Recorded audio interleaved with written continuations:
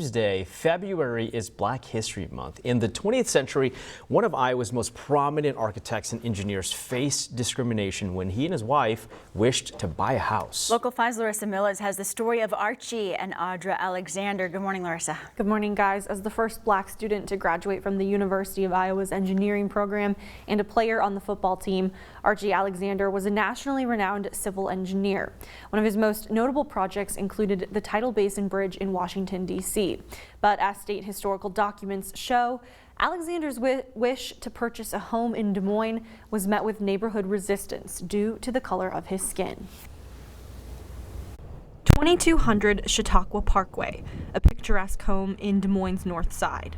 A house Archie and Audra Alexander wanted to call their own, but some neighbors had other ideas. There are places in Des Moines in 1944 that, as those properties were being developed, said those properties cannot be sold to people of African descent. That's called a restrictive covenant. 38 Chautauqua neighborhood property owners filed a lawsuit in January 1944, attempting to prevent the sale of the house to the Alexanders because they were Black. So people think of segregation and Jim Crow and think of the American South. Well, 80 years ago, here in Des Moines, there were restrictive covenants on properties. After an 11-month legal battle, the suit was dropped and the Alexanders were able to purchase the home in December 1944.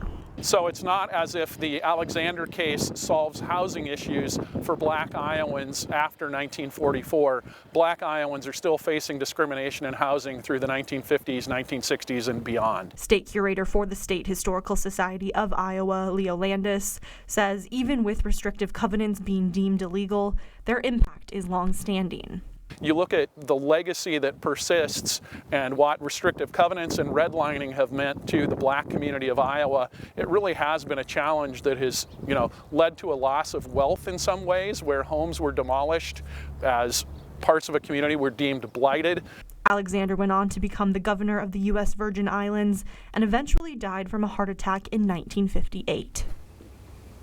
Archie Alexander faced discrimination earlier in his life as well, when he was forced to leave Highland Park College in Des Moines after they decided to stop allowing Black students to attend. He transferred to the University of Iowa.